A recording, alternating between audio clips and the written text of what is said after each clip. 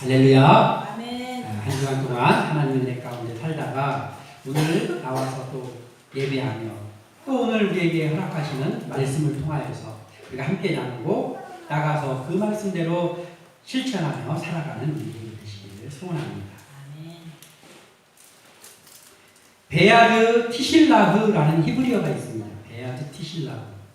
이 뜻은 능력이 있는 사람을 보내세요라는 뜻입니다. 능력이 있는 사람을 보내세요. 자, 모세의 말이죠.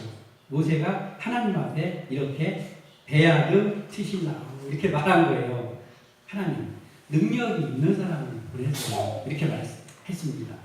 출애굽기 4장 13절에 모세가 이르되 오 주여 보낼 만한 자를 보내소서. 아멘.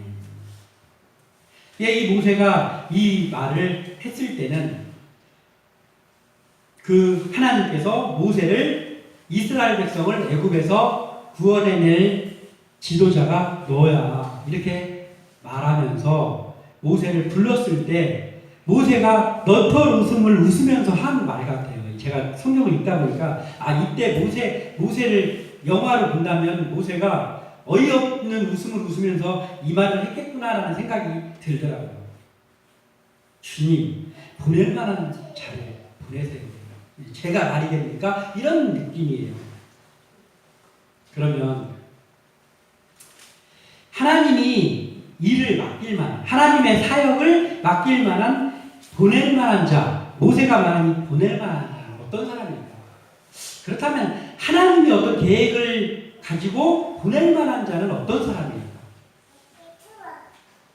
일단은 제가 생각을 해보니까 자기 자신이 나 정도면 그래도 이 일을 맡을 만하지 않아?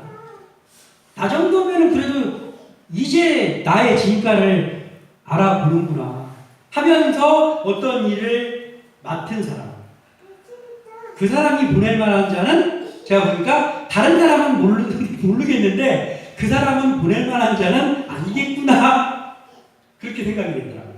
어찌됐든 자기 자신이 자기를 보낼 만한 자다라고 자격이 있는 사람이라고 생각하는 사람은 일단 보낼 만한 자는 아니겠구나. 자, 우리가 지식이 참 짧잖아요. 뭐 어디서 많이 배웠던 못 배웠던 거기서 거깁니다. 지식이 짧습니다. 우리의 생각이 참 짧습니다. 그래서 우리가 사람이 하나님의 계획과 하나님이 일하시려고 하는 것을 도무지 알 수가 없어요. 그럼 우리는 하나님의 하시려는 계획도 하나님이 하시려는 일도 알 수 없는 존재들이라고 한다면 우리에게 필요한 것이 무엇인가? 우리에게 필요한 것은 하나님이 위대하신 분이다. 하나님이 못하실 일이 없는 전지전능한 분이다. 이것을 아는 것. 아멘. 이것을 아는 것. 그리고 또 뭐야? 그 앞에서 내가 참으로 작은 자라는 것. 아멘. 그것을 아는 것. 이것이 우리가 이 두 가지만 알아도 실패하는 인생은 살지 않겠구나 라는 생각을 하게 됩니다. 그렇지만 또 한 가지 중요한 것이 있는데 하나님은 위대하시고 나는 아무것도 아닌 자라는 것을 알되 그런데 중요한 건 뭐냐면 그렇지만은 만약 하나님이 마치 가나의 혼인잔치에서 그 포도주를 만드실 때 예수님이 만드실 때 그때 그 종들에게 이 항아리에다가 물을 채워라 라고 명령하셔서 물을 채우는 것과 같은 일, 미미한 일이잖아요. 머리도 필요 없습니다. 아무것도 필요 없어요. 약간의 힘과 걸을 수 있는 다리만 있으면 할 수 있는 일이죠. 그것을 했어요. 사실은 그들이 일을 한 게 아니라 어떻게 보면 순종을 한 거죠. 예수님의 말씀에 순종을 한 거죠. 그래서 우리는 작은 존재들이지만 우리가 가지고 있어야 될 것은 하나님이 그러한 작은 일이라도 혹시 나에게 명령하신다면 순종할 수 있는 믿음, 그것을 가지고 있으면 족합니다. 하나님의 뜻을 우리가 알 수 없지만 분명한 한 가지가 있는데 그것은 뭐냐면 하나님은 누구를 쓰시냐, 보낼 만한 자가 누구인지 우리가 알 수는 없지만 분명한 것이 하나 있는데 하나님 말씀에 순종하는 사람을 쓰는 것, 그것은 확실하더라고요. 아멘. 네, 말씀이 그것을 증명하고 있습니다. 제가 서두에 말씀드린 우리가 배아들은 아닙니다. 배아들 뭐라고요? 능력 있는 자. 배아들 티실라의 능력 있는 사람을 보내세요. 배아들은 능력 있는 사람, 티실라는 보내세요입니다. 우리는 배아들가 아니죠. 능력 있는 자가 아닙니다. 그렇지만 순종을 할 수 있는 자는 맞죠. 순종할 수 있는 자입니다. 우리가 하나님 앞에 어떠한 가운데에서 순종을 하겠다라는 마음을 가슴에 품고 오늘의 말씀을 나누자 합니다. 먼저 우리가 한 가지 살펴볼 것은 이 모세를 통하여서 보니까 현실만 바라보면 두려움이 온다라는 거예요. 현실만 바라보면 두려움이 온다. 모세만 그런 것이 아니고 우리도 그렇습니다. 현실을 바라보면 두려움이 안 올 수가 없어요. 애굽의 왕자 시절에 모세는 이스라엘의 지도자를 자처하다가 스스로 자처하다가 실패했죠. 그때 모세의 스펙은 가장 강대국인 애굽의 왕자였습니다. 최고로 높은 자리에 있어요. 어쩌면 왕이 될지도 모릅니다. 왕자입니다. 그리고 젊음이 있었어요. 40살 전이었습니다. 젊음이 있어요. 자기 힘으로 뭐라도 할 수 있는 사람이었습니다. 권력도 있습니다. 이런 것이 모세의 그때의 모습입니다. 그때 모세가 이스라엘 자기가 히브리인이라는 걸 알고 있었잖아요. 그러니까 내가 그래도 히브리인인데 왕자지만 히브리인이니까 내 민족에게 좀 도움을 좀 줘야 되겠다 하면서 그들이 일하는 곳에 이렇게 가서 보고 그러다가 자기가 필요할 것 같은 상황에서 이스라엘 민족의 편도 들어주고 자기는 뿌듯했을 거예요. 편도 들어주고 그리고 심판자 역할을 좀 해주고 그랬어요. 힘이 있을 때. 즉 그때 모세가 바로 나 정도면 보낼 만한 자 아닌가라고 생각하던 그 시절입니다. 나 정도면은 이 사람들 좀 도움도 주고 케어해 줄 수 있는 사람 아니야? 그걸 내가 좀 해야 되겠다라고 모세가 나섰습니다. 그때 모세는 모든 것을 잃고 실패하고 광야로 쫓겨났습니다. 그리고 하나님은 그때부터 광야 훈련을 하십니다. 지금도 하나님께서는 광야 훈련을 그만두지 않으신 것 같아요. 지금도 우리에게 광야 훈련을 하지 않습니까?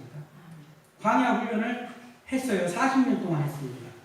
그리고 모세가 나 보낼 만한 사람 아니야? 라고 마음 먹은 그 마음을 다 비워버리셨어요. 다 쏟아버리셨습니다. 자기 능력으로 자기가 뭘 좀 할 수 있다는 그 자기 능력으로 자기의 마음이 채워진 사람에게서 하나님의 능력이 나올 수 없습니다. 아멘.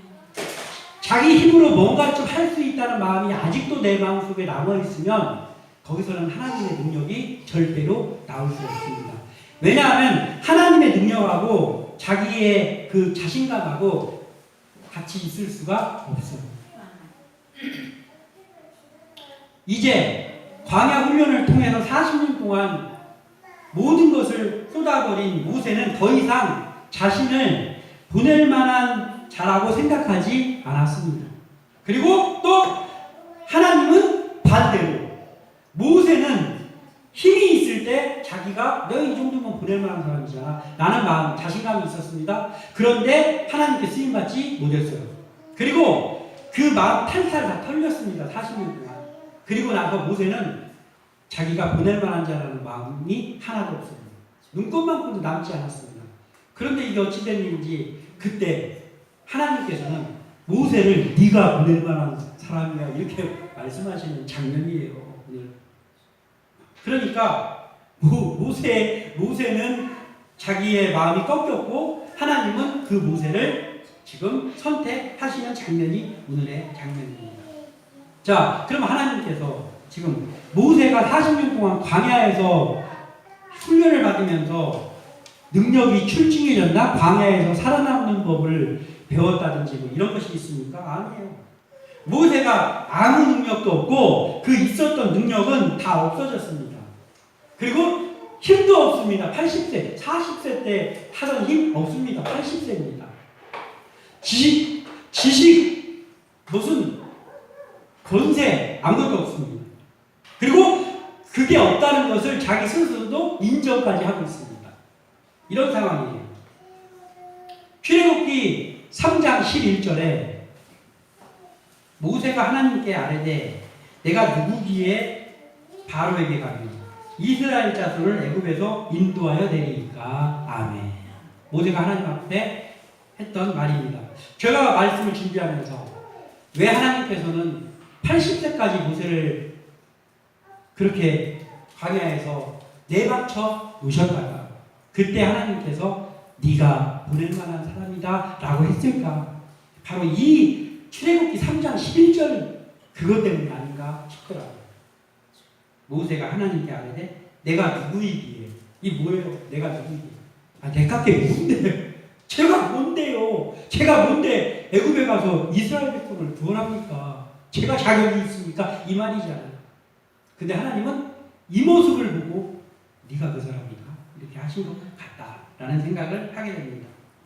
모세가 보낼 만한 사람, 즉 베아드가 되어서 하나님께서 부르신 게 아니라 하나님 앞에서 무능함을 솔직하게 인정할 수 있는 사람이 되었기 때문에 하나님께서 그를 보낸 거다. 이거죠. 부르심 앞에서, 그러니까 하나님께서 모세에게 나타나시는데 떨기나무에서 불이 막 피고 있어. 모세는 지금 자기 장인어른, 자기 양도 아니에요. 성경에 보면 자기 장인 이드로의 양이라고. 자기 건 없어요. 자기 건 없고 그 자기 장인 이드로의 왕자였던 사람이 이드로의 양을 치러 광야에서 헤매고 있습니다. 그런데 저쪽에서 누가 봐도 안 보일 수 없는 불이 피어 있는데 불이 사그러들지 않는 거예요. 그러니까 모세가 갈 때 뭐 거룩한 마음을 가지고 간 것도 아니에요. 뭐라고 했냐면 모세가 내가 저 놀라운 광경을 봐야 되겠다 이러면서 갔어요. 모세가. 그랬는데 하나님께서 모세를 부르십니다. 모세야, 모세야. 모세는 아무리 광야에서 있었지만 하나님은 알고 있는, 하나님을 믿는 사람이었어요. 왜냐하면 하나님이 모세야, 모세야 부르셨을 때 바로 제가 여기 있습니다 이렇게 했어요. 제가 여기 있습니다 했습니다. 그랬더니 네가 쓴 곳이 거룩한 곳이니까 너 거기서 신을 벗어라 했더니 모세가 바로 순종을 합니다. 예 하고 신을 벗었어요. 그랬더니 하나님께서 야, 내가 이제 이스라엘 백성이 신음하는 소리를 들었거든. 그래서 내가 그들을 좀 구출하려고 한다. 그랬더니 모세가 좋아해요. 아 예. 왜냐하면 모세도 바라는 바였으니까. 아 예. 그리고 흐뭇해하는 그런 모습으로 모세가 대답을 합니다. 예. 그랬는데 그 다음 말이 그래서 내가 너를 보내려고 한다. 너를 보낼 테니까 네가 그 일을 해라 라고 하나님께서 말씀하십니다. 그때 모세가 한 말이 바로 이거예요. 그때 하나님 내가 누구인데 바로 앞에 가며 이스라엘 자손을 애굽에서 인도하여 내리니까 이렇게 말한 거예요. 그때. 그러니까 하나님이 이스라엘 백성을 구원하는 거는 좋다는 거예요. 너무나 흐뭇했습니다. 그런데 그 일을 네가 해라 라고 하니까 모세가 바로 발을 빼면서 저거 어떻게 합니까? 제가 누군데 제가 제가 것이 뭔데 그 일을 합니까? 이렇게 말했어요.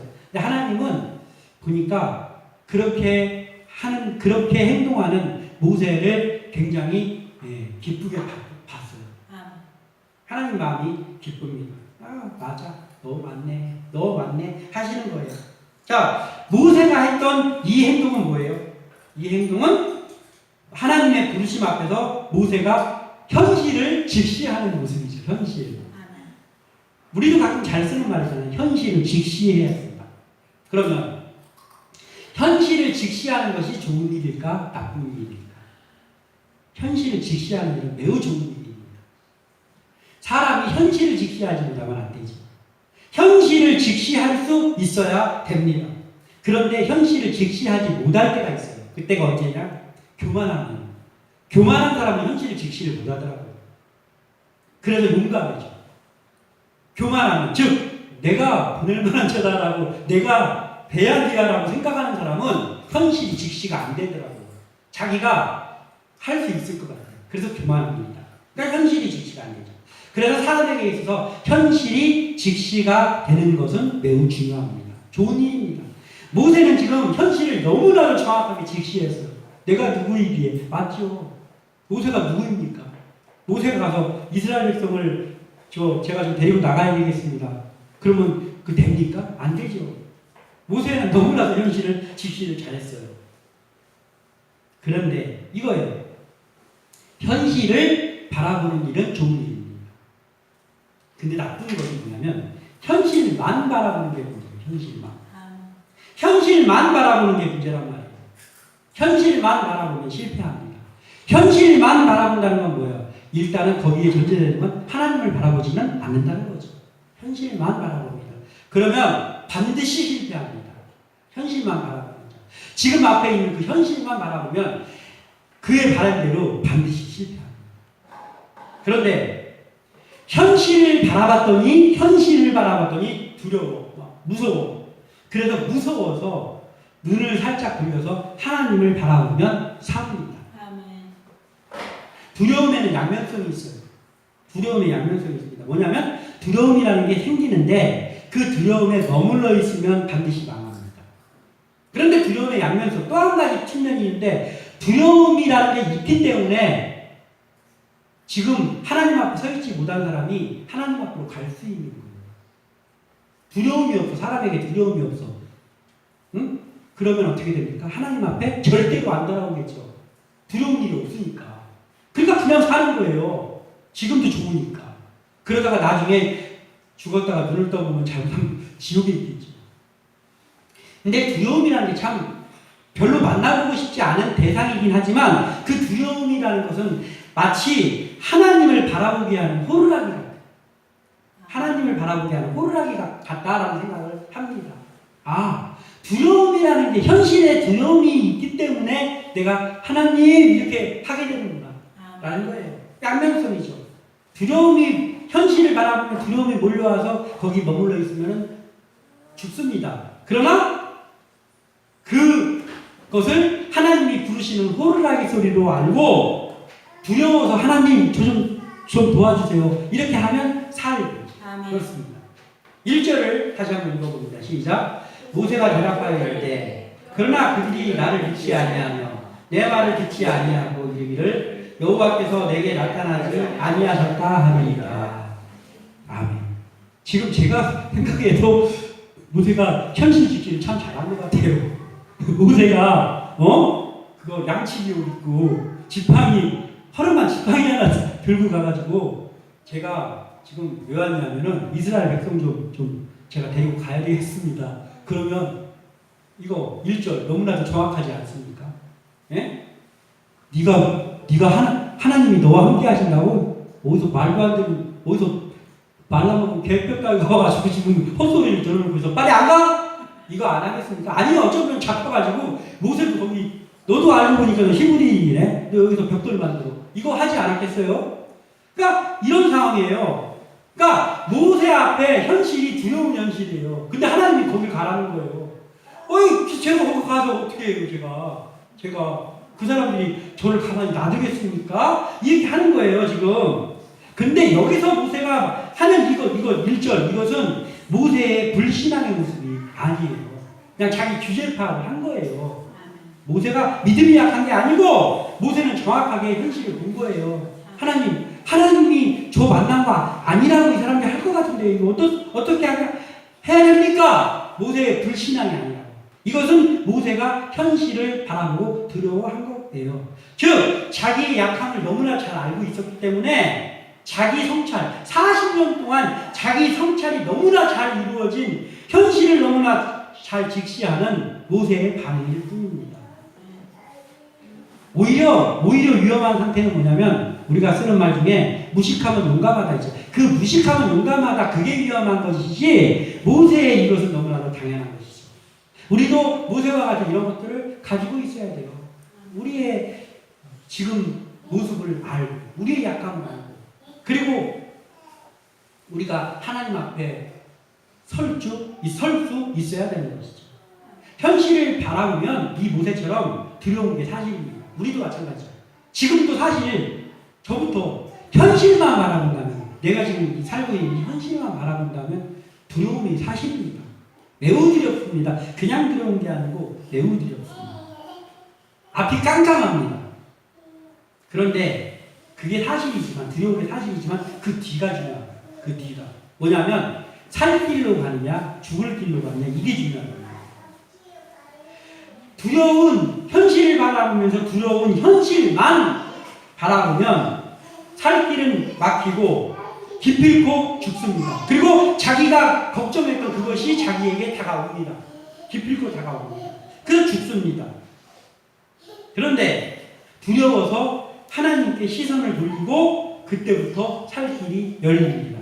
하나님께 시선을 돌리는 게 뭐예요? 기도예요. 기도. 하나님 저를 도와주세요. 지금 현실이 지금 저 이러다가 큰일 날 것 같습니다. 너무나 무섭습니다.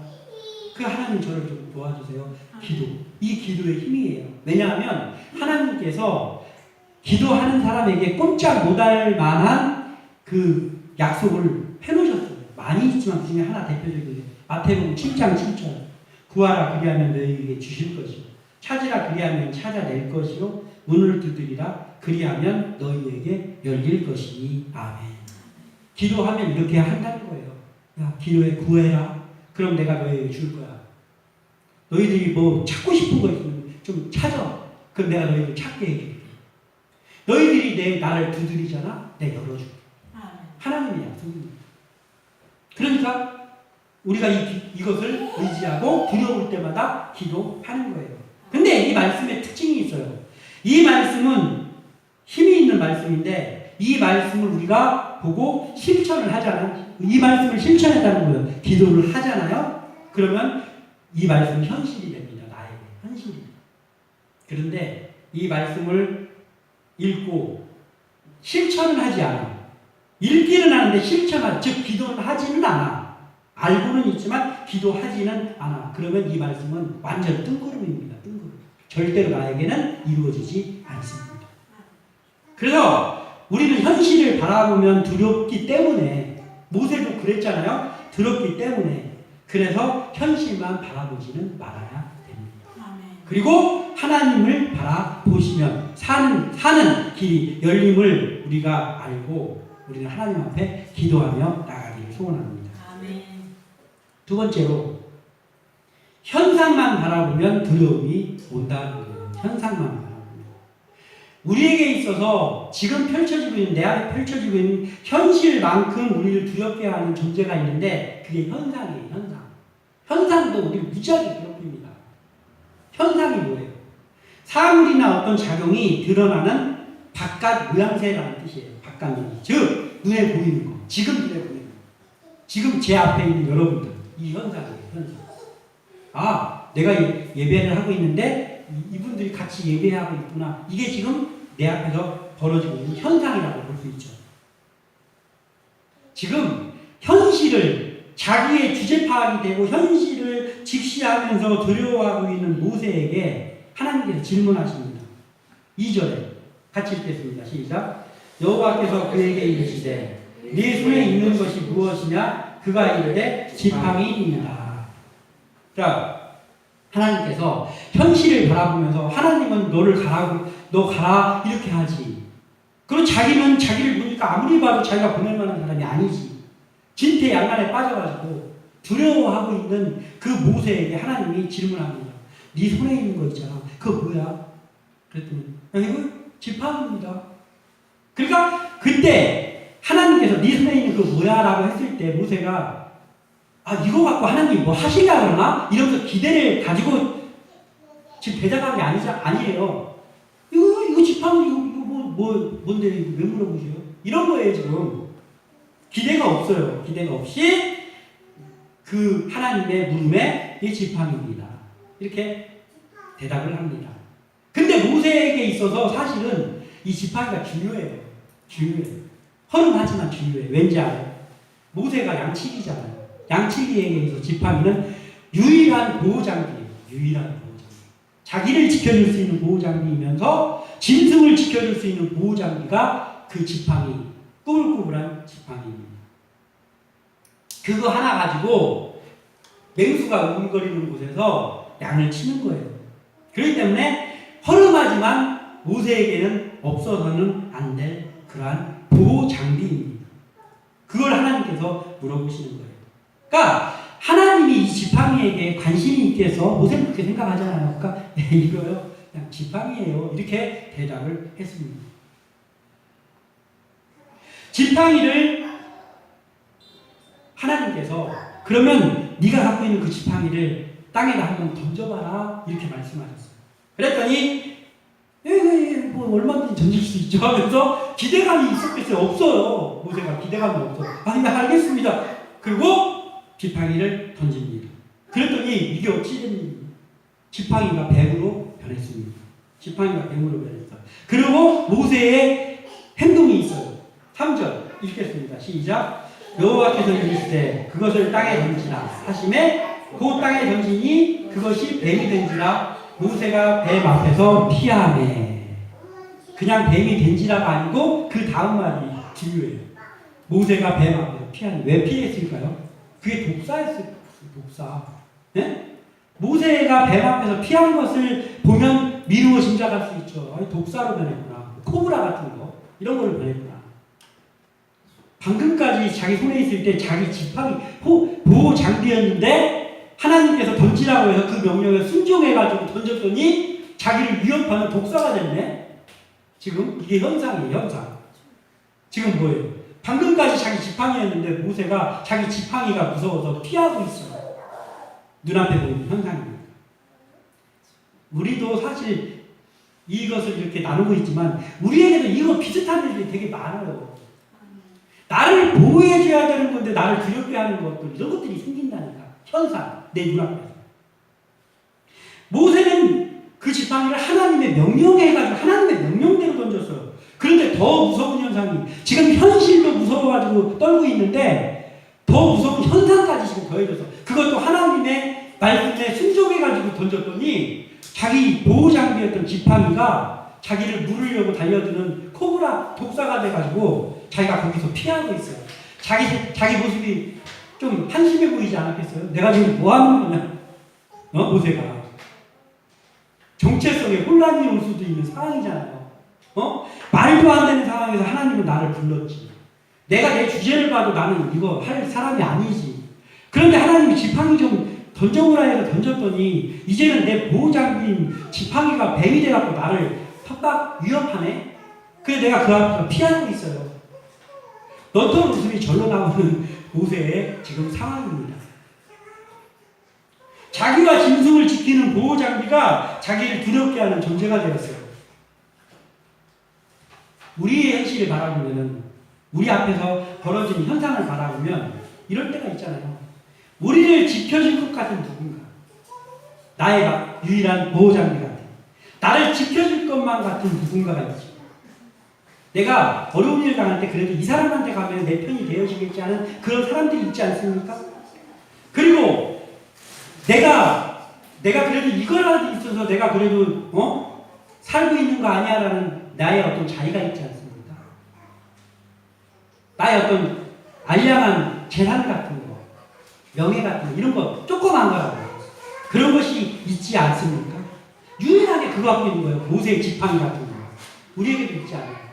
그런데 어느 날 정말 필요한 그때에 내 앞에서 나타나는 현상은 나를 도와줄 것만 같은 그 사람이 나를 가장 괴롭게 하고 있어.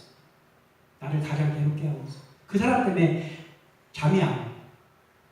그리고 나를 지켜줄 것만 같은 그 명예가 있었는데 그 명예에서 어떠한 말도 안 되는 상황이 발생해서 그 명예 때문에 내가 낭패에 빠지게 되는 그러한 일들.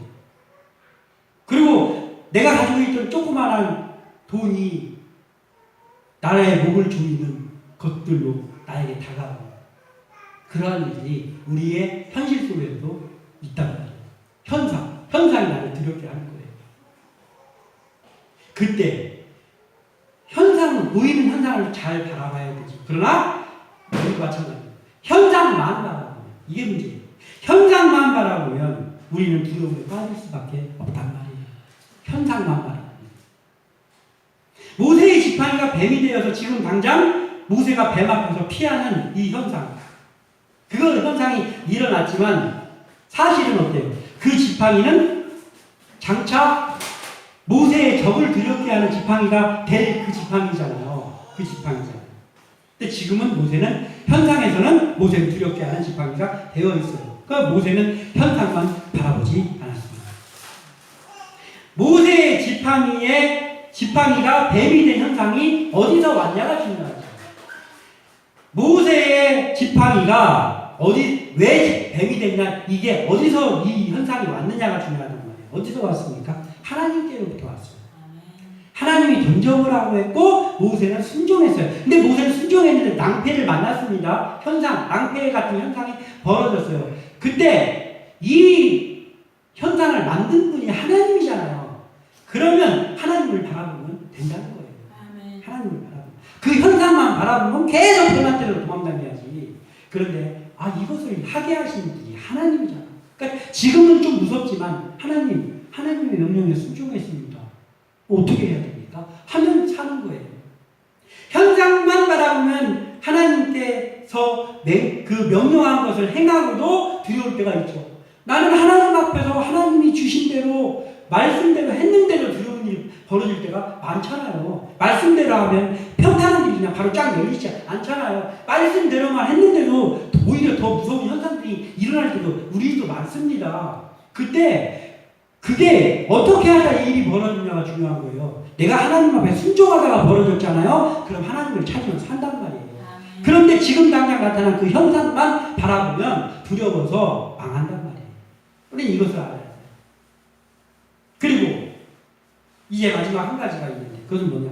우리가 현실만 바라보면 두렵고 현상만 바라보면 두렵습니다. 그래서 하나님을 바라봐야 됩니다. 그런데 이것만 해야 될 게 한 가지 있어요. 이건 해야 되는 거예요. 지금까지는 하지 말아야 되는 것이고. 그게 뭐냐면 말씀만 바라보면. 이건 말씀만 바라봐야 되는 게 정답이에요. 말씀만 바라보면 능력이 옵니다. 능력이 옵니다. 하나님은 뱀 앞에서 피하면서 두려워하는 모세에게 다시 한번 명령하십니다. 4절 읽겠습니다. 4절 시작. 여호와께서 모세에게 이르시되 네 손을 내밀어 그 꼬리를 잡으라. 그가 손을 내밀어 그것을 잡으니 그의 손에서 지팡이가 된지라. 아멘. 자, 지금 뱀 앞에서 자기 지팡이 앞에서 지금 피하는 거예요. 그렇게 하고 있는 모세에게 한 가지 명령이 더 하나님이 하십니다. 그건 뭐냐면 두려움을 배가시키는 명령이에요. 야, 그 뱀의 꼬리를 잡아라. 하나님께서 꼬리를 잡아. 그냥 만약에 모세에게 야, 그 뱀을 잡아라 하면 모세는 어디를 잡았을 거예요? 당연히 목을 잡았을 거예요. 그런데 잡아라 라고 말씀하십니다. 인간의 상식과는 배치되는 명령이었어요. 말도 안 되는 명령이라는 거예요. 꼬리를 잡으면 물린다. 이게 상식입니다. 상식뿐만 아니라 반드시 그렇게 됩니다. 꼬리를 잡으면 물립니다. 그런데 하나님께서 무서워하는 모세에게 한숨을 덮어서 뱀의 꼬리를 잡아라 라고 명령을 하셨습니다. 지금 40년 동안 훈련받아갖고 모든 힘이 빠졌고 자기의 약함도 너무나 잘 알고 있는 자기 성찰도 잘 되어 있고 그러한 모세가 위대한 지도자가 될 수 있었던 모세가 하나님 앞에 많은 순종을 했어요. 근데 모세가 하나님 앞에 지도자로 너 지도자이지 됐어라고 선언하는 그 순종, 많은 순종을 했지만 그 순종이 바로 이 첫 번째 이 순종이에요. 뱀의 꼬리를 잡아야 했을 때 모세가 꼬리를 잡았어요. 이때부터 모세는 지도자가 됐습니다. 뱀의 꼬리를 잡아라.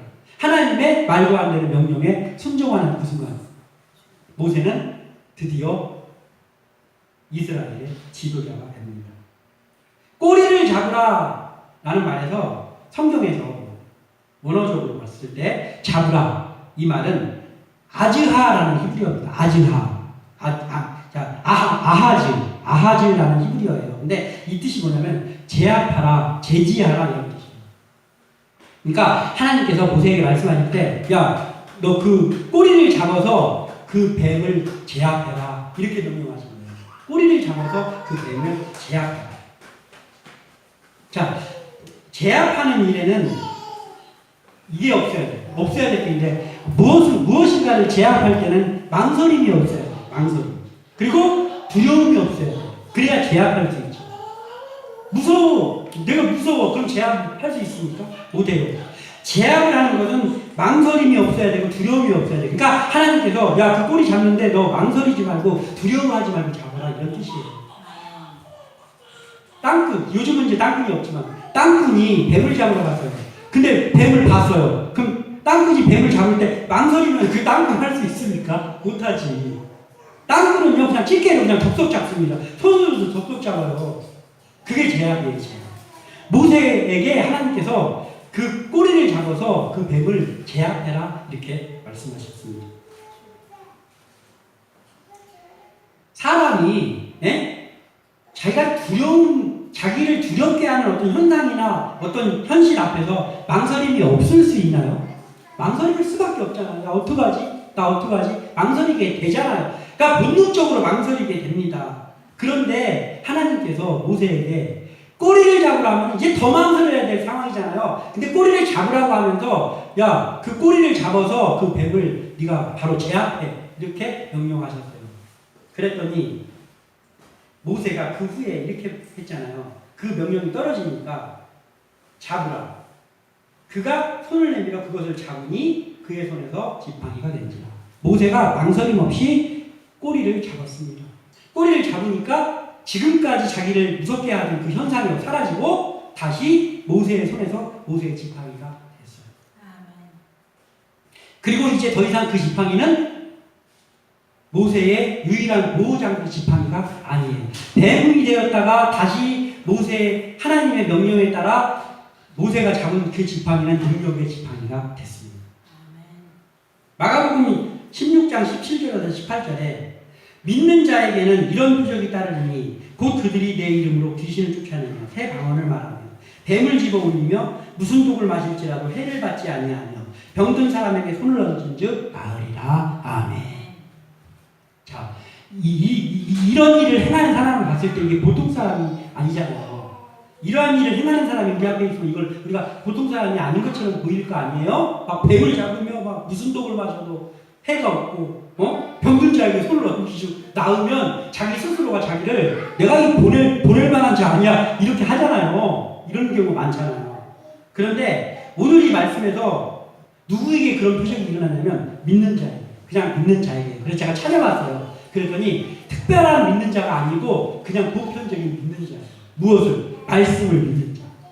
말씀을 믿는 자는 누군가 상관없이 그 사람이 뭐 무슨 위치에 있든 거 상관없이 이런 표적이 나타난다는 거예요. 나타난다는 거예요. 말씀만 바라보는 자에게 이런 표적이 나타납니다. 특별한 사람에게 나타나는 것이 아니고 뭐예요? 능력이 나타난단 말이에요. 모세에게 능력이 생긴 게 아니죠. 방금 전까지 자기 지팡이 피해 다니던 사람 아닙니까? 그런데 모세에게 능력이 생긴 게 아니고 하나님의 능력이 모세에게 임한 것이고 하나님의 능력이 모세의 지팡이에 임했기 때문에 그가 기적을 행하는 거예요. 그러니까 나는 달라진 게 없고 하나님의 능력이 임하는 거죠. 하나님의 말씀에 순종하는 믿음이 있으면 말씀만 바라봐야 돼요. 말씀도 바라보면서 이것도 좀 바라보고 말씀도 바라보면서 내가 가지고 있는 이것도 바라보고 그러면요 그렇게 하면서 지금 자기가 말씀만 바라보지 않고 말씀도 이렇게 보면서 다른 것도 바라보고 있으면서 자꾸 우기는 사람들이 있어요. 나 말씀만 바라봤는데 그게 잘 안 되더라고. 그러니까 그렇게만 고지식하게만 하지 말고 내 말 좀 들어봐. 이렇게 하는 사람들이 너무나 많다고요. 근데 성경은 그렇게 바라고 있지 않아요. 말씀만 바라봐야 돼요. 말씀만 보고 안 되는 일이 없단 말이에요. 말씀만 바라보는 게 아니고 말씀 바라보면서 다른 것도 바라보고 있으면서 자꾸 말씀만 바라보다고 우기는 거죠. 우리는 말씀만 바라봐야 돼요. 그런데 말씀만 바라보는 일을 잘 못하는 이유가 있어요. 그 말씀만 바라보는 일을 방해하는 요소가 있는데 그게 뭐냐면 아까 언급했던 현실 그리고 현상, 두려움 이런 것들 때문에 우리가 말씀만 바라보는 게 힘들어요. 그렇지만 우리는 말씀만 바라봐야 됩니다. 말씀만 바라보는 건 곧 하나님만 바라보는 거죠. 그것이 온전한 순종입니다. 즉 순종이 능력입니다. 오늘 제목이 순종과 능력인데 순종이 능력이에요. 순종이. 그러니까 내가 막 범상치 않은 사람으로 변하고 막 능력이 생기고 막 능력이 막 출중해져가지고 뭔 일을 하는 게 아니고 내가 순종. 이 순종이라는 건 사실 보면 좀 나약한 단어 같지 않습니까? 순종. 누군가에게 복종한다, 순종한다. 나약한 느낌이잖아요. 근데 하나님 앞에서는 복종하고 순종하면 그러면 거기서 능력이 나옵니다. 순종하지 않으면 절대로 능력이 나오지 않습니다. 방금까지 자기를 두렵게 했던 지팡이는 능력의 지팡이가 됐어요. 하나님은 우리의 작은 것을 사용하지만 그 지팡이 없어도 하나님은 일할 수 있는데 그 지팡이 가지고 기적을 행하라고 모세에게 명령하셨어요. 그 지팡이에 하나님의 능력이 임하고 나서 하나님은 우리의 작은 것을 사용해. 그 지팡이 작은 거지만 하나님께서는 모세하고 협업을 하기 위해서 그 지팡이의 능력을 주시는 거예요. 그렇지만 그 자체의 능력이 생기는 것이 아니라 하나님의 능력이 거기에 임하는 것임을 알아야 돼요. 근데 하나님의 능력이 나에게 임했는데 시간이 흐르고 나면 내가 능력자인 것처럼 하다가 다시 타락하는 경우가 많잖아요. 그래서 우리는 내가 능력이 생긴 게 아니고 내가 하나님 앞에 순종을 하니까 하나님의 능력이 나를 덮어주셨다라고 생각을 해야 되는 거예요. 그리고 그 마음이 변치 않아야 되는 거예요. 그러면 순종이 곧 능력이 됩니다. 내가 약한 그대로 있을 때, 아니 오히려 예전보다 더 약해졌을 때, 그때 능력이 나타나는 거예요. 왜냐하면 하나님의 능력이 나를 덮는다. 그러면 유일한 지팡이였던 적의 보호장치하고 비교가 됩니까? 비교가 안 되죠. 우리는 이것을 알아야 되는 거죠. 그래서 오늘 이 말씀을 나누었으니 우리가 모세와 같이 현실이 우리를 두렵게 하고 현상이 우리를 두렵게 하지만 우리는 현상만 바라보지 말고 말씀만 바라보고 하나님만 바라봄으로 인하여서 하나님이 주시는 능력 가운데 하나님의 사람들로 서시기를 주님의 이름으로 축원합니다. 기도합니다.